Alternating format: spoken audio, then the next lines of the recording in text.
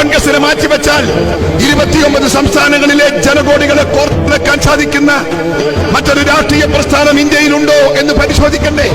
ഏത് രാഷ്ട്രീയ പ്രസ്ഥാനമാണ്? ഇന്ത്യ ഭരിക്കുന്ന BJPക്ക് ഇന്ത്യ രാജ്യത്ത് 13 സംസ്ഥാനങ്ങളിൽ ഇപ്പോഴും വേരോട്ടമില്ല.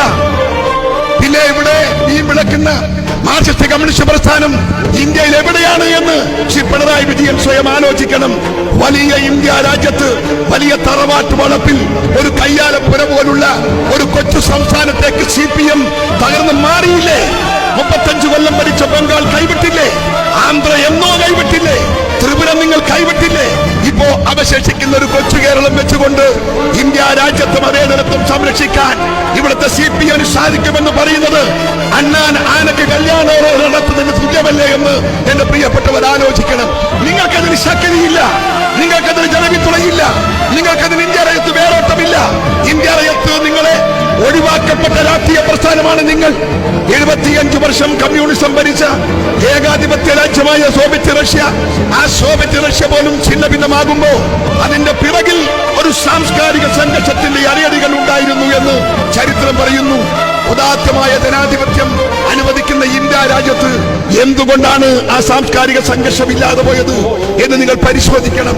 കമ്മ്യൂണിസ്റ്റ് പ്രത്യയശാസ്ത്രത്തിന്റെ നേതാക്കൾ പറയുന്നു, where is poverty there is anarchism, where is anarchism there is communism. എങ്കിൽ ഇന്ത്യ രാജ്യത്ത് കമ്മ്യൂണിസം ഉണ്ടാകണ്ടേ? 47 ഓഗസ്റ്റ് 15 ഇന്ത്യക്ക് സ്വാതന്ത്ര്യം കിട്ടുമ്പോ പട്ടിണി നാടാണ് ഇന്ത്യ, പട്ടിണി നാടാണ് ഭാരതം.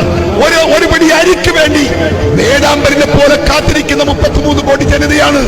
എങ്കിൽ ഇന്ത്യ രാജ്യത്ത് കമ്മ്യൂണിസം ഉണ്ടാകണ്ടേ? എന്തുകൊണ്ട് കമ്മ്യൂണിസം ഉണ്ടായില്ല? കമ്മ്യൂണിസ്റ്റുകാർ ഇരുന്ന് തലമുണ്ടാക്കണ്ട, ആലോചിക്കണം. എന്തുകൊണ്ടാണ് ഇന്ത്യ രാജ്യത്ത് പത്ത് പിടിക്കാതെ പോയത്? നിങ്ങൾ അവിശ്വാസികളുടെ പാർട്ടിയാണ്. നിങ്ങൾ ഈ രാജ്യത്ത് വർഗ പോരാളികളാണ്, വർഗ സംഘർഷത്തിന്റെ ആളുകളാണ്. നിങ്ങളെ ഇന്ത്യക്ക് വേണ്ട. ഇന്ത്യ രാജ്യം വിശ്വാസികളുടെ മണ്ണാണ്. ആ വിശ്വാസികളുടെ വിശ്വാസത്തെ സംരക്ഷിക്കാൻ സാധിക്കുന്ന രാഷ്ട്രീയ പ്രസ്ഥാനങ്ങളെ ഇന്ത്യക്ക് ആവശ്യമുള്ളൂ എന്ന് ഇന്ത്യൻ ജനകോടികളുടെ തിരിച്ചറിവാണ് കമ്മ്യൂണിസ്റ്റ് പ്രസ്ഥാനം ഇന്ത്യ രാജ്യത്ത് വേരൂന്നാതെ പോയത് എന്ന യാഥാർത്ഥ്യം ഞാനും നിങ്ങളും മനസ്സിലാക്കേണ്ടതായിട്ടുണ്ട്. അതുകൊണ്ട് പ്രിയമുള്ളവരെ, ജനാധിപത്യ മതേതര രാഷ്ട്രമായ ഇന്ത്യക്കകത്ത് അത് ഇനിയും ശക്തമായി മുമ്പോട്ട് കൊണ്ടുപോകാൻ സാധിക്കണമെങ്കിൽ വർഗഫാസത്തെയും വർഗീയ ഫാസത്തെയും എതിർക്കാനും തകർക്കാനും നമുക്ക് സാധിക്കേണ്ടതായിട്ടുണ്ട്.